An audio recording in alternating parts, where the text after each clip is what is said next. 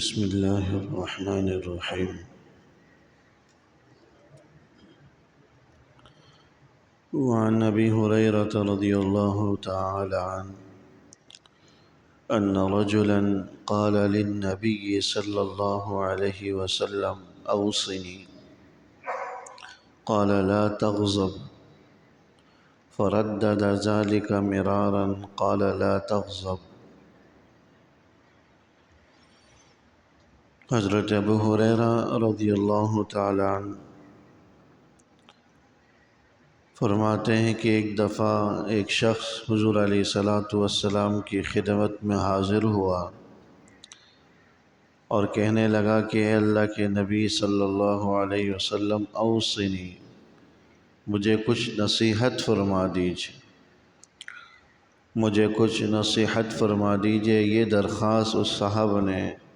حضور علیہ السلام سے کی۔ بزرگوں کی خدمت میں، اللہ والوں کی، نیک لوگوں کی خدمت میں جب بھی کوئی شخص جائے، موقع ہو، وقت ہو، تو ان سے کسی نہ کسی نصیحت کی درخواست ضرور کر لینی چاہیے۔ کوئی نصیحت، کوئی وصیت کی آدمی درخواست کر لے۔ اللہ جل شانہ کبھی کبھار ان کے دل میں وہ بات ڈال دیتے ہیں جو نصیحت مانگنے والے کی زندگی کو تبدیل کر دیتی ہے اگر وہ اس کے مطابق عمل کر لے۔ اس لیے اللہ والوں، نیک لوگوں کی خدمت میں، بزرگوں کی خدمت میں وقتاً فوقتاً حاضر ہوتے رہنا چاہیے اور پھر ان سے نصیحت کی درخواست بھی کر لینی چاہیے۔ جیسا کہ یہ صاحب حضور علیہ السلام کی خدمت میں حاضر ہوئے اور درخواست کی اوصنی کہ اللہ کے نبی صلی اللہ علیہ وسلم مجھے کچھ نصیحت فرما دیجئے، وصیت کر دیجئے۔ قال لا تغضب، حضور علیہ السلام نے ایک ہی جملہ ارشاد فرمایا، ایک ہی وہ نصیحت کی کہ لا تغضب، غصہ مت کرو، غصہ مت کرو۔ فردد ذلك مرارا، ان صاحب نے بار بار حضور سے دوبارہ درخواست کی کہ مجھے کچھ نصیحت فرما دیجئے۔ جب بھی وہ پوچھتا، حضور علیہ السلام اسے ایک ہی نصیحت فرماتے، لا تغضب، کہ غصہ مت کرو، غصہ مت کرو، اپنا غصہ اپنے قابو میں رکھو اور غصہ نہ کیا کرو۔ یہ حضور علیہ السلام نے ان کی بار بار کی درخواست پر، بار بار کی فرمائش پر یہ نصیحت فرمائی کہ لا تغضب، غصہ مت کیا کرو۔ تو یہ نصیحت اولاً تو صرف انہی کے لیے نہیں ہے، ہم اور آپ کے لیے بھی ہے۔ حضور علیہ السلام کا ہر ارشاد پوری امت کے لیے ہوتا ہے، پوری امت کی رہنمائی کے لیے ہوتا ہے، پوری امت کی ہدایت کے لیے ہوتا ہے۔ تو حضور علیہ السلام عام طور پر جب بھی کوئی شخص حضور سے کسی نصیحت کی درخواست کرتا تو آپ اس کی طبیعت کے مناسبت سے کوئی نہ کوئی نصیحت فرما دیتے تھے،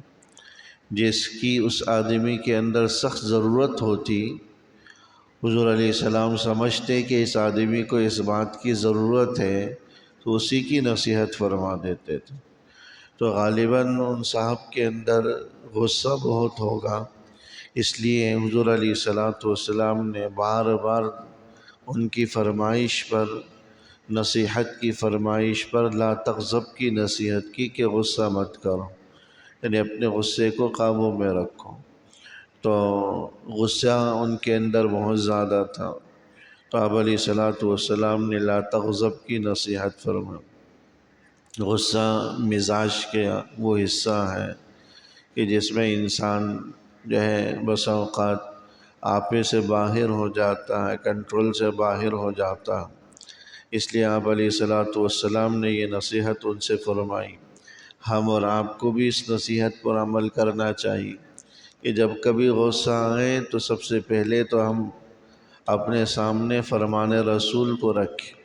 اللہ کے رسول صلی اللہ علیہ وسلم کے فرمان کو رکھیں، لا تغضب۔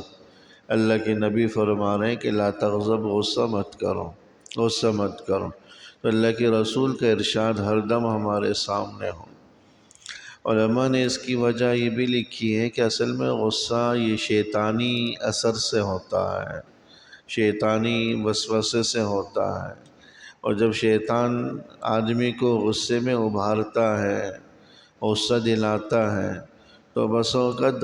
غصے کے اندر وہ غلطیاں آدمی کر جاتا ہے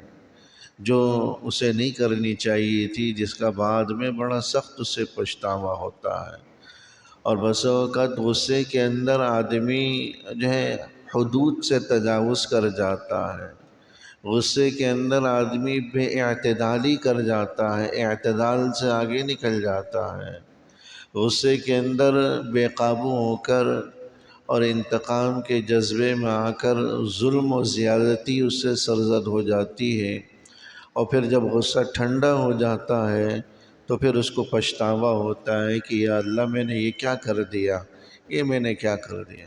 میاں بیوی میں آپس میں تو تکار ہو رہی ہے، ناراضگی ہو رہی ہے، غصہ ہو رہا ہے۔ اب اگر یہ لوگ لا تغضب کی حدیث پر عمل نہ کریں اور دونوں ہی غصے میں ایک دوسرے پر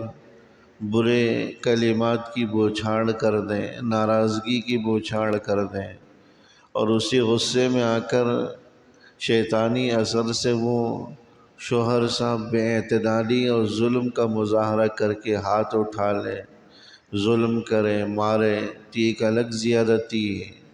اور اگر اس سے بھی ایک قدم آگے بڑھ کر نعوذ باللہ وہ طلاق کے کلمات زبان سے نکال دے، پورا گھر اجڑ کر رہ جاتا ہے۔ اور پھر لوگ غصے میں پھر یہ نہیں دیکھتے کہ بھائی مجھے کتنی طلاق دینی چاہیے، اگر اس کی ضرورت بھی ہے، ایک دم سے 3 4 8 10 فائر مار دیتے ہیں، کئی کلمات بول جاتے ہیں، 3 دفعہ سے زائد مرتبہ بول جاتے ہیں، اور پھر معاملہ ختم ہو جاتا ہے ہمیشہ کے لیے مستقل طور پر۔ چونکہ ایک طلاق یا 2 طلاق کے اندر تو رجوع کا آپشن ہوتا ہے، واپس رجوع کر لیں تو نکاح کی ضرورت بھی نہیں ہوتی، لیکن جب 3 طلاق کر دیے، کہہ دیے، تو اب واپسی کی تو کوئی صورت نہیں ہے، الا یہ کہ وہ کہیں اور نکاح کریں، پھر وہاں سے بھی طلاق ہو جائے تو پھر دوبارہ سابقہ شوہر سے شادی ہو سکتی ہے، ورنہ تو کوئی واپسی کی صورت نہیں۔ اب جب غصے میں یہ کلمات کہہ دیے جاتے ہیں، بعد میں پھر دونوں کو پچھتاوا ہوتا ہے کہ اللہ یہ ہم نے کیا کر دیا۔ اب روتے ہیں، دھوتے ہیں، مفتی کے پاس جاتے ہیں کہ یہ ہو گیا، آپ کو حل نکال لیجئے، میرا گھر تباہ ہو جائے گا، میرے بچے جو ہے نا پریشان ہو جائیں گے، میرے تو 2 2 3 3 بچے ہیں، پوری فیملی متاثر ہو جائے گی، بچے جو ہے نا وہ رل جائیں گے، بچوں کا مستقبل تباہ ہو جائے گا، اور جو ہے نا بچے بے یار و مددگار ہو جائیں گے، ہم کیا کریں۔ اب کیا ہو سکتا ہے جب آپ نے غصے میں شیطانی اثر میں آ کر حد سے تجاوز کر لیے اور اس حد تک پہنچ گئے جس کے بعد واپسی کی کوئی صورت نہیں ہے، جہاں کوئی یو ٹرن ہے ہی نہیں کہ آدمی واپس لوٹ آئے اور واپسی کی طرف آ جائے۔ اس لیے حضور علیہ السلام نے بار بار نصیحت کی، لا تغضب، غصہ مت کرو۔ اس لیے علماء فرماتے ہیں جب بھی کوئی کسی کو اگر غلطی پر ڈانٹنا بھی ہو، بچوں کو، بیوی کو، ماتحت لوگوں کو، ماتحت افراد کو، اگر غصے میں ان کی کسی غلطی پر تنبیہ بھی کرنی ہو اور فی الوقت غصہ آ رہا ہے تو ان کو اس وقت تنبیہ نہ کریں، نہیں ان کو غصے کی حالت میں غلطی پر ڈانٹیں، اور نہیں غصے کی حالت میں کوئی انہیں نصیحت کرے، کچھ کرنے کی ضرورت نہیں ہے۔ غصے کے وقت سب سے پہلا کام اپنے غصے کو قابو میں کرنا ہے، غصے کو ٹھنڈا کرنا ہے، کیونکہ غصہ شیطانی اثر سے ہے۔ اس لیے حضور نے فرمایا کہ ایسے موقع پر یا تو آدمی پانی پی لیا کرے، ایسے موقع پر یا تو وضو کر لیا کریں، ایسے موقع پر اپنے چہرے پر پانی کا چھڑکاؤ کر لیا کریں، تو شیطانی اثر زائل ہو جاتا ہے، غصہ ٹھنڈا ہو جاتا ہے۔ پھر جب غصہ ٹھنڈا ہو جائے تو اب ان صاحب کو یا اس بچے کو یا بیوی کو اس غلطی پر نصیحت کرے، تنبیہ کرے، اب وہ حد سے تجاوز نہیں کرے گا، اب بے اعتدالی نہیں کرے گا، کیونکہ غصہ اب اس کا ختم ہو چکا ہے، جو نصیحت ہوگی وہ قابو میں رہ کر ہوگی، اعتدال کے دائرے میں ہوگی، حدود کے اندر ہوگی، حدود سے تجاوز نہیں ہوگی۔ بچے کو مارنا بھی ہے تو اس وقت غصے کی حالت میں مارنا درست نہیں ہے، کیونکہ بے اعتدالی کا اندیشہ ہوتا ہے۔ غصہ ٹھنڈا ہو جائے تو پھر اس کو اگر تھوڑی سی تنبیہ کرنی ہے تو ٹھنڈا ہونے کے بعد آدمی تنبیہ کر۔ تو یہ حدیث مبارک بڑی اہم ہے، لا تغضب، ایک ہی جملہ ارشاد بار بار فرما رہے ہیں حضور علیہ السلام کہ لا تغضب، غصہ مت کرو، اور غصے میں جو ہے کوئی بھی فیصلہ نہ کرو، غصے میں کوئی قدم نہ اٹھاؤ، غصے میں بے اعتدالی سے باز رہو، حدود سے تجاوز کرنے سے باز رہو، کیونکہ غصہ شیطانی اثر ہے، اور شیطان جب اثر دکھاتا ہے تو عام طور پر بے اعتدالی اور ظلم کے راستے پر آدمی کو ڈال دیتا ہے۔ اس لیے ہم سب کو یہ نصیحت حضور علیہ السلام کی اپنے پلو سے باندھ لینی چاہیے۔ جب بھی غصہ آئے اللہ کے رسول کا فرمان یہ سامنے رکھیں۔ بہتر ہے کہ اپنے گھر میں اپنے سامنے اس کو لکھ کر رکھیں، جگہ جگہ اس کو لکھیں، دیواروں پر اس حدیث کا جو ہے حدیث کو لکھ کر رکھیں، یا دیواروں میں کاغذ چپکا دیں، قال رسول اللہ صلی اللہ علیہ وسلم لا تغضب، کہ اللہ کے رسول صلی اللہ علیہ وسلم نے فرمایا کہ غصہ مت کرو، غصہ مت کرو۔ جب بھی غصہ آئے فوراً اس طرف ہماری نگاہ ہو، اللہ کے رسول کا فرمان آئے گا، حضور کا ذکر سامنے آئے گا، امید ہے کہ وہ شیطانی اثر زائل ہو جائے گا، غصہ آپ کا ٹھنڈا ہو جائے گا، بے اعتدالی اور ظلم سے ہم بچ پائیں گے۔ اللہ جل شانہ عمل کی توفیق نصیب۔